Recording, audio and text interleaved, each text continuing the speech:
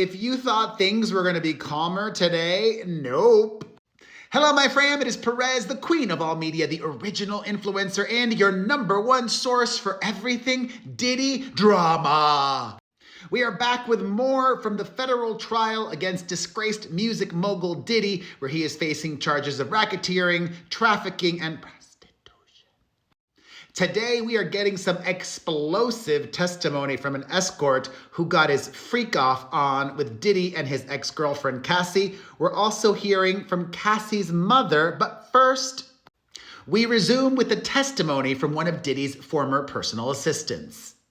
David James testified under oath before a jury that Diddy used drugs daily. He also testified that Kim Porter's baby daddy often took ecstasy pills shaped like Barack Obama's face.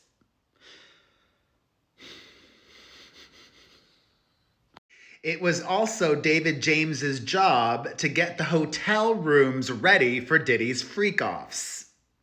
James said that he would set up the rooms for Combs's arrival, including clothing, a toiletry bag, a medicine bag, food, and drinks.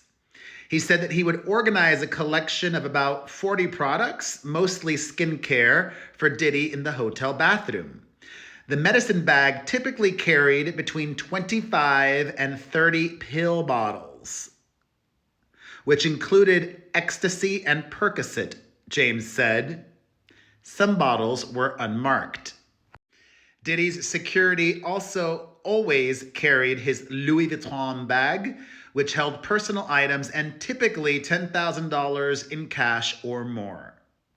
And yes, he also had to stock the rooms with baby oil, lube, and condoms. James testified that when he would travel with Diddy, quote, "I don't think Mr. Combs ever stayed alone." James said typically Cassie would stay with him, but there were other women as well. And if you were curious, his former assistant says that Diddy would often take Viagra to help him because all the substances he was taking would typically make him... Holy crap, this guy is psycho, as if we didn't already know it.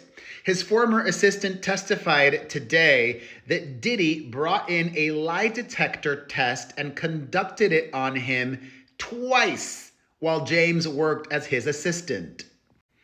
James told the court in his first year working for Combs, some money went missing, and Diddy had a former FBI agent who specialized in polygraphs come in and interview him. He said it was intimidating because he had never taken a lie detector test before. He added that the second time he took a lie detector test was after a watch went missing. James also testified that Diddy's security searched his clothes and drawers when a Cartier bracelet went missing. Maybe he lost all that crap because he was so freaking high. He didn't remember where he put it. Holy crap. The incident that Cassie first mentioned about where Diddy went to confront Suge Knight was also mentioned today by his former assistant. James testified that Diddy had 3 pew-pews on his lap when he ordered members of his entourage to go to Mel's diner to confront Suge Knight. And remember, he interrupted a freak-off. He was high AF and had 3 pew-pews on his possession. Combs demanded that his assistant drive to the restaurant around 4 a.m. and then circle the block after they failed to spot Suge Knight's Cadillac Escalade in the parking lot. Quote, "I remember thinking there's 3 guns and 3 people in this car," James testified.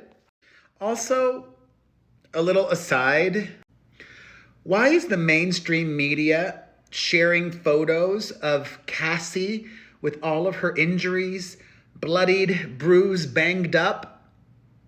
Shame on you. I don't think that's necessary for us to see. There's already a trial and a jury, and those people, are looking at all of this evidence. It's important for them, not us, I think. Also, if you can't tell by now, I'm trying to be as thorough as possible and get every juicy bit of information to you. So there might be some stop, rewind happening, such as the assistant also testified that amongst the pills that Diddy would take were also diet pills. He had water pills to help him lose weight. He also had pills that helped increase his sperm count, testified James. The former assistant says that Diddy kept an embarrassing video of him to assert control. Very similar to what he did with Cassie, but to a much greater extent with her. Diddy's former assistant, David James, said he once took ecstasy and went to a Diddy New Year's Eve party. I was also drinking Ciroc that night, he said. Normally, I'm very straight-edged, don't have much emotion. I was dancing, Diddy bopping all around the party. I was just vibing, enjoying myself. A few days later, Diddy confronted him with a video of him dancing at the party. Quote, Diddy said, I'm going to keep this footage in case I need it. It was so out of character for me, it would be embarrassing if he released that footage to the public. That pales in comparison, but it shows a pattern of his behavior. David James testified that Diddy once got into a physical altercation with his then personal chef, a woman, Jordan Atkinson. Diddy wanted his assistant to file a police report stating that the chef hit him first. However, the assistant didn't file the report because he was concerned it would be false. James testified, I did not file it because I did not want to make a false report. I went out and came back and told him I made the report. James also was responsible for making sure that all of Diddy's demands were met, recounting a time in London where he was not happy because the ketchup was not the same as the brand he preferred. Quote, ketchup was a big item he needed for his food. Diddy's former assistant testified that he would often work as a dealer, supplying his friends with drugs, and that he would regularly take Percocet during the daytime and ecstasy at night. There was an order to his drug use. There were also instances where David James worked to get substances himself for Diddy and his friends. He was working as a mule. I would just quit. James testified that he was shook up by the incident with Suge Knight. He felt his life was in danger as Diddy's assistant, and that shortly after that, he gave his notice and resigned.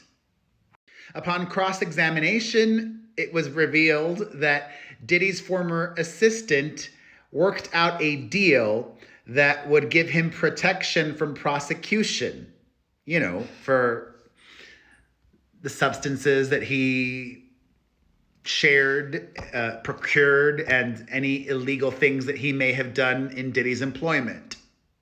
This is interesting. Diddy's former assistant also reveals that they would usually have a second car traveling with him for security reasons. His security personnel typically operated a second car to the right of the vehicle transporting him to prevent anyone from pulling up on him and potentially assassinating him. And there's so much more left from today. I will share that with you in another video in a little bit. Stay tuned for that. But until then, let's discuss everything that we have learned right now in the comments section.